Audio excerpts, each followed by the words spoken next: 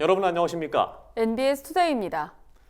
지난해는 국제 곡물 가격 급등으로 인한 사료 가격 상승과 고병원성 조류 인플루엔자 확산으로 축산 농가들의 어려움이 컸던 해였죠. 통계청의 조사 결과 2021년 모든 축종의 생산비가 증가한 것으로 나타났습니다. 올해도 우크라이나와 러시아의 전쟁으로 국제 곡물가가 더욱 가파르게 오르고 있고 인건비도 상승해 축산 농가들의 걱정이 어느 때보다 커지고 있습니다. 이호철 기자가 취재했습니다. 지난해 모든 축산물의 생산비가 일제히 오른 것으로 나타났습니다. 통계청이 최근 발표한 2021년 축산물 생산비 조사 결과에 따르면 2021년도 소, 돼지, 닭 등 모든 축종의 생산비가 전년에 비해 증가한 것으로 집계됐습니다. 지난해 송아지의 마리당 생산비는 378만 1,000원으로 전년보다 26만 9,000원이 증가했고 한우 비우구의 지난해 생산비도 126만 6,000원으로 전년 대비 7만 2,000원이 올랐습니다. 소의 생산비가 오른 주 요인은 국제 곡물가 급등으로 인한 사료 가격 상승입니다. 실제로 지난해 번식용 배합사료는 12.9%가 올랐고 비육용 배합사료도 12% 올랐습니다. 지난해 우유 생산비는 843원으로 전년 대비 4.2% 증가했습니다. 통계청은 낙농용 배합 사료비가 8.7% 증가한 데다 자가노동 시간과 노임 단가 상승까지 겹쳐 생산비 증가에 영향을 미쳤다고 설명했습니다. 돼지고기 생산을 위해 기르는 비육돈 생산비도 증가했습니다. 지난해 비육동 생채 100kg 기준 생산비는 29만 8,000원으로 전년 대비 8% 상승한 것으로 나타났습니다.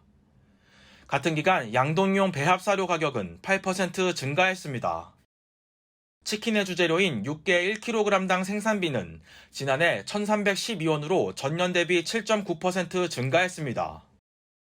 육개용 배합사료 가격이 전년 대비 9% 상승한 데다 고병원성 조류 인플루엔자의 영향으로 육개수가 크게 줄며 병아리 산지 가격이 51% 급등했기 때문입니다. 비슷한 이유로 달걀 생산비도 크게 뛰었습니다. 달걀 10개당 생산비는 전년 대비 14% 증가한 1,083원으로 집계됐습니다.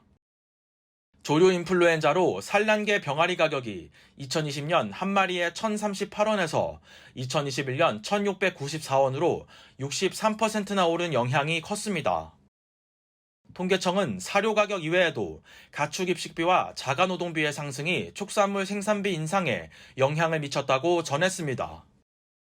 주요 곡물 수입이 좀 많이 부족으로 인해가지고 사료비가 가장 많이 올랐고요.